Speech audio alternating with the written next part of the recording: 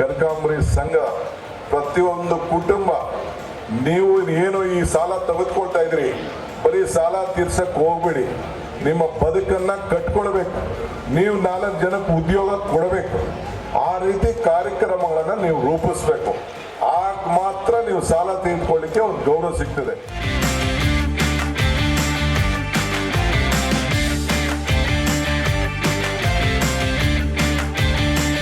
ಇವತ್ತು ನಿಮ್ಗೆಲ್ಲ ಆರ್ಥಿಕವಾದಂತ ಶಕ್ತಿ ತುಂಬಲಿಕ್ಕೆ ಕೆನರಾ ಬ್ಯಾಂಕ್ನ ಗಮನದಲ್ಲಿ ಜೊತೆಲಿ ಇಟ್ಕೊಂಡು ಇವತ್ತು ನಿಮಗೆ ಬಡ್ಡಿ ಕಡಿಮೆ ದರದಲ್ಲಿ ಯಾವುದು ಗ್ಯಾರಂಟಿ ಇಲ್ಲದೆ ನಿಮಗೆ ಸಹಕಾರವನ್ನ ಕೊಡ್ತಾ ಇದ್ದಾರೆ, ಸಾಲವನ್ನ ಕೊಡ್ತಾ ಇದ್ದಾರೆ.